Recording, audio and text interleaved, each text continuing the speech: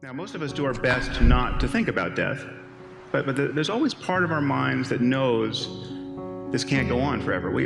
Part of us always knows that we're just a doctor's visit away or a phone call away from being starkly reminded with the fact of our own mortality, or of those closest to us. Now, I'm sure many of you in this room have experienced this in some form. You must know how uncanny it is to suddenly be thrown out of the normal course of your life and just be given the full-time job of not dying or caring for someone who is.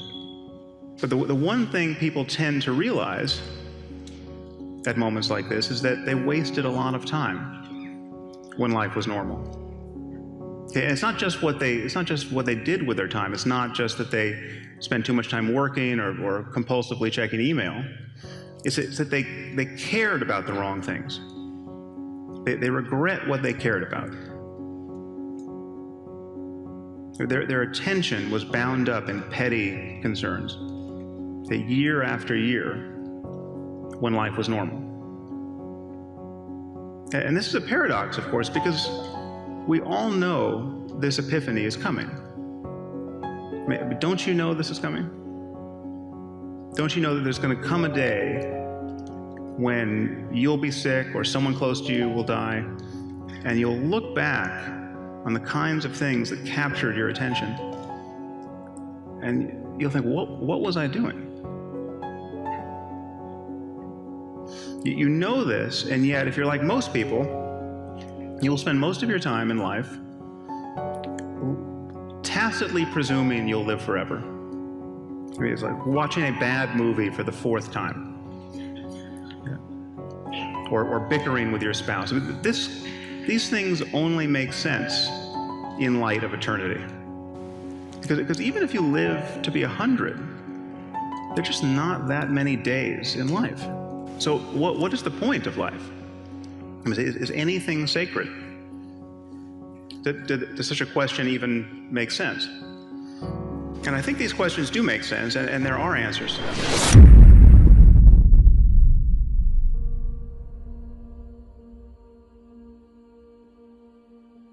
If you died today, what dreams, what ideas, what gifts, what talents, what voice, what stories will die with you?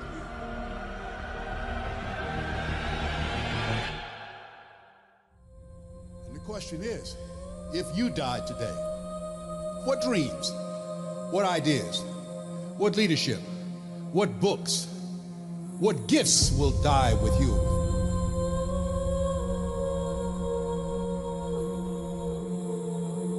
Let me tell you something you already know.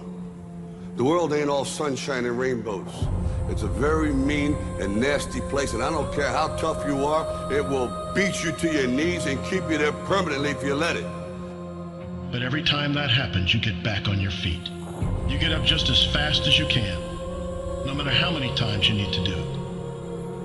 Remember this: success has been and continues to be defined as getting up one more time than you've been knocked down. And I'm telling you, you're not where you want to be financially, and it's not going to take 20 shots. You're not where you want to be in your marriage, and it's not going to take 20 shots. You are not where you want to be in your personal life. You are not the person you want to be, and it's not going to take you 20 shots. For some of you, it's one more shot. For some of you, it's 2 more shots, and you have not given yourself enough credit to say, I just need to get up a half hour earlier, and my whole life will change. I just need to get up 1 hour early. I just need to work 1 hour longer. You, for whatever reason, you never pursued those dreams. You never acted on those ideas. You never used those gifts. And there they are standing around your bed looking at you with large angry eyes saying, we came to you. And only you could have given us life. And now we must die with you forever. I will not go down that way. I choose to fight back. I choose to rise, not fall. I choose to live, not die. And I know I know that what's within me is also within you. I need to stop hitting that snooze button. If you were to make that one change, that one sacrifice, you would stop dreaming and start living it. Okay, what we truly have is this moment and this.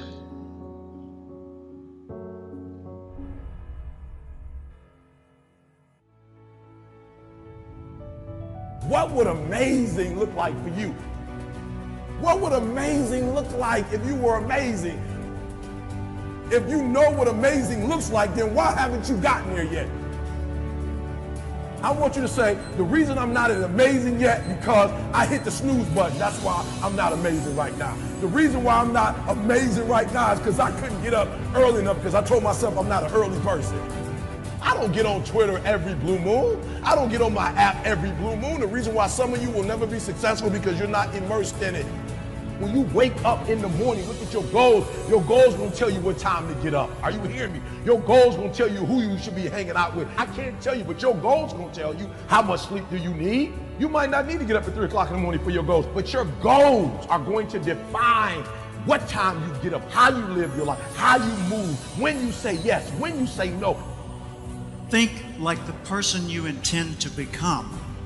I want your dream to be so clear, so vivid, right? That when you wake up in the morning, all you got to do is step in your dream. The difference between people who talk about it and people who do it is one simple word, application. They hear it, and they don't just hear it, they digest it, and when they digest it, boom, they do something with it. If you are alive, I know you ain't reached your best yet, right? You got more. You could do more. You could see more. You could be more. I know that all your energy, all your strength, all your skills, all your capabilities, like you're not operating on 1,000%. I know there's still some things you can do, some limits that you could push, some buttons you could push, some opportunities that you haven't explored. And the second thing I know is this. I know that you are not experiencing life to its fullest. Like life itself is a process of becoming, a part of man's ongoing historical drive to manifest his consciousness outside of his mind, in front of his eyes. Greatness is when we overcome our own boundaries, when we surprise ourselves. When mapped out, when we get the long view, when we get the big picture. That's greatness. Ask not what the world needs, ask instead what makes you come alive, because what the world needs is more people who have come alive. What makes you come alive? What gives you the goosebumps? What gives you the chills? What makes you well up? Somewhere deep inside, you know what kind of person you were designed to be. Ask yourself, how would the person I'd like to be do the things I'm about to do? Greatness is upon you, and it's time for you to bring that thing out. There's power in consistency. There's power in doing something over and over and over and over again. There's power in practice. Don't rush the process. Yeah, feel me. Some of y'all trying to rush the 21 days. It takes 21 years to be 21 years old. Don't rush the process. Trust the process. It's a matter of life and death. Yes, it's a job you don't want, but that job is going to propel you and position you for the next job. It's not just a class. It's the rest of your life. Are you hearing me? It's not just working out. It's an extra year on your life. It's not just eating right. It's another 7 years on your life. It's a matter of life and death. And so your life is in your hands. Your dream is in your hands. Your future is in your hands. If you're going to get in the zone, if you're going to do fourth quarter living, you got to be comfortable with hitting the wall. If I got any runners out there, any fighters out there, any athletes out there, anybody that's ever stretched the limits, you know that in order to get to the zone, you got to hit that wall first. You got to hit that brick wall first. What does that mean? You got to get to a place in your life where all your strength is gone and you're no longer operating on strength, but now you begin to operate on will. You get, listen to me, you get to a place where you're not It's not this no more. It's not your strength. It's not your natural strength. You off a will. And many of you, I declare right now, many of you have never gotten a will. You've never operated on will. And so you got to hit the wall. And what I mean by hitting the wall is if I run for 30 minutes, right? If I run for 30 minutes, I got to say to myself, every time you run, Eric, you got to get to 35 now. You got to go 5 more. Once I get to 30, my body say, yo, E.T., let's stop. Because the last 5 days, we hit 30. We did 30, Eric. It's time to stop. We did 30 minutes, and what I got to do is I got to push it to the limit. I got to push it to the limit. I got to be willing to hit the wall. I got to be willing to get past crying. I got to be willing to get past hunger. I got to get past self-defeat, saying you can't do it. I got to be willing to get past a low self-esteem and say I deserve it. If anybody else deserves it, I deserve it. It's mine. Listen to me. You got to be willing to hit that wall. And for most of you, when you get to that wall, you give up, you quit. You got to get to the place where you can hit the wall. There is a system. There is an orbit that you've been functioning in, and that most of the people around you contribute to. There's a social construct that contributes to you coming back down again. That defines you. And people are comfortable with you. They don't mind you leaping up every now and then, as long as you come back down with us. In fact, people only hate on you when you try to get away. As long as you come back down and fit back in the system, people don't have no trouble with you. But the moment you pack up your bags and say, see you, wouldn't want to be here, I'm out of here, people have a problem with that because you're leaving the orbit.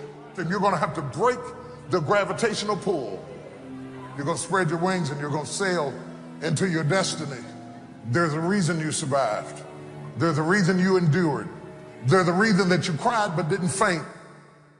That you crawled but you didn't collapse. That you fell down but you weren't shattered. You're a new person, but before you walk out of that door, you gotta have a new mind. You cannot believe the old labels. I want you to stop speaking negativity over yourself. You are an answer. Walk like it, talk like it, plan like it. The world will change their opinion about you the day after you do. And this might sound callous to say when there may be many other aspects of your life that seem in need of being addressed. When you're struggling to find a career or you're sick, but it's still true.